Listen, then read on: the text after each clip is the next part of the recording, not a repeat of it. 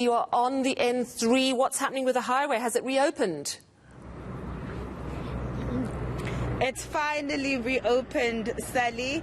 Traffic is once more flowing through the Harrismith bend, where for hours on end earlier this afternoon, protesting residents actually achieved their goal of barricading the N3 highway and ensuring that there's no movement. As you can see behind me, that we still have some fires that are burning just over the hill, where we still have protesting residents trying to come back to try and barricade the N3 highway. I'm not sure if you can actually see some of the silhouettes or the figures on the top of the mountain, where we can actually see some of those residents trying to come back, pelting rocks and stones once more.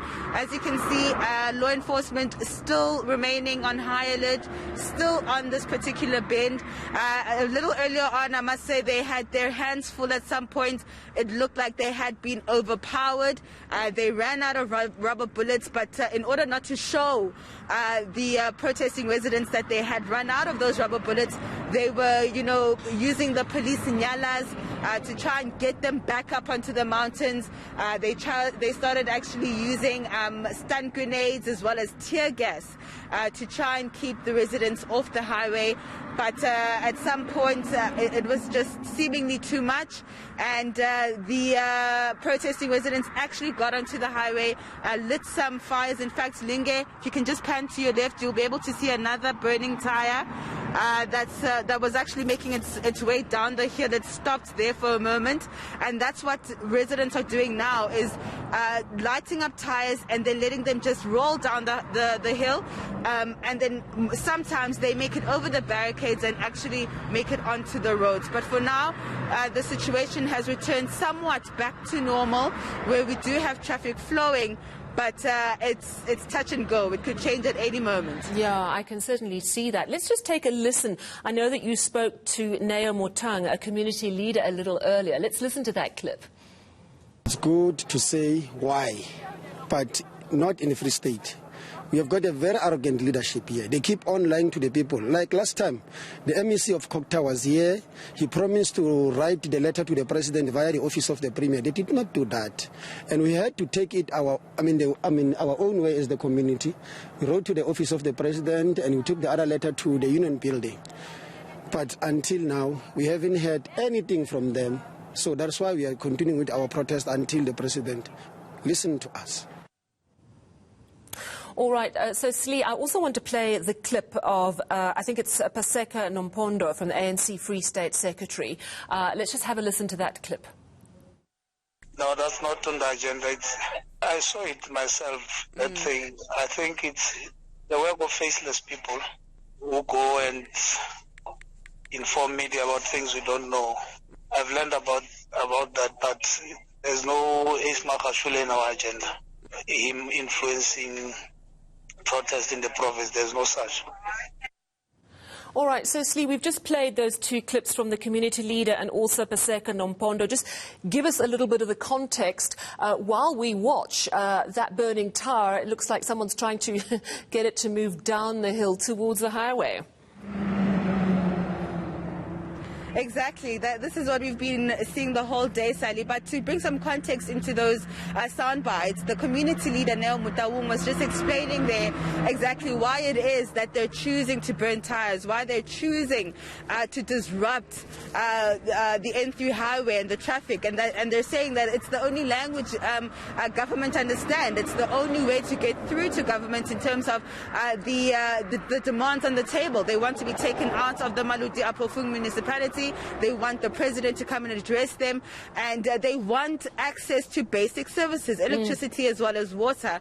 And they're saying, yes, people can ask us why we're doing this, but they should come and live our lives for just one day. I mean, if you see the scores of people that actually come out for this particular protest here in Harrismith, I think you can just see the socio-economic conditions that these people are living under, that they have the time. There's no jobs in the area, Sally. So they come out, and this is their way in essence, to keep busy as well, you know, to raise their concerns. And so we had asked the ANC in the Free State whether they're aware of these rumors that these protests may seemingly be funded, possibly by the former premier of the province, and that was this going to be discussed in their agenda in their meeting today. And the ANC in the Free State denying that any such discussions were going to take place, but that rather they were going to meet with the Mangaung shutdown leaders with regards to some of the protest action. All right, now, Slee, I have to ask, because I see there's still a strong police presence. I actually, since we have been chatting, I have seen more people gathering on that hill overlooking the N3 near Harrismith. I have to ask, what are the authorities, what are the police saying about whether it will be safe to travel this road tonight, and what they're expecting in terms of possible protest this evening?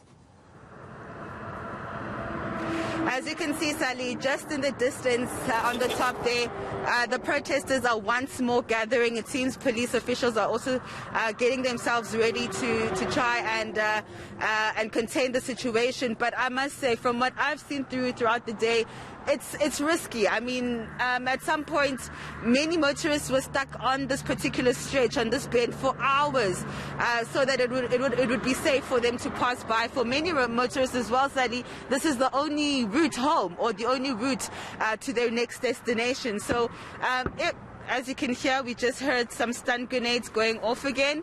At this point, if it's your only way home, I guess you won't have a choice. But if you can make an alternative route, I think that would be the best advice at this point. Yeah, I just want to stay with these visuals because it does seem like there is a bit of action. You know, as I mentioned, in the last few minutes, we have seen more people gathering on that hill.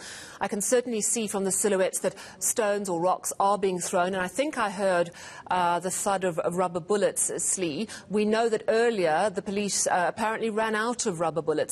Are any of those rocks and stones being thrown actually making it onto the road? Do you think there's a fairly good chance they might have to close the N3 again? There's certainly a possibility, Sally, that's not off the cards. I mean, as you mentioned, that at some point the police were seemingly very overwhelmed, Sally. The numbers were just that many, that the protesting residents were outnumbering the police, and they ran out of those rubber bullets. I mean, they wouldn't obviously say it officially, but while Linga and I have been here, you know, at some points the officers would be asking their colleagues, hey, we need more rounds, we need more rounds. And they'd say, we are out, we're out, we're out. So it took about 20 to 30 minutes for some backup rounds of rubber bullets to be delivered. And at this point, it does seem as though the law enforcement officials are once again going to have to try and contain the situation. I mean, traffic is flowing at this point, but those rocks, those stones, Sally, they are making it onto the highway when they're being hurled at the police. And they're also being hurled at the motorists as well. And we know a couple of weeks ago that during the protest actually here in Harrismith, a trucker died because of an incident of rocks and stones being hurled onto the highway. We've had burning tires making it onto this highway from the tops of those hills. So certainly a very dangerous and a very volatile situation.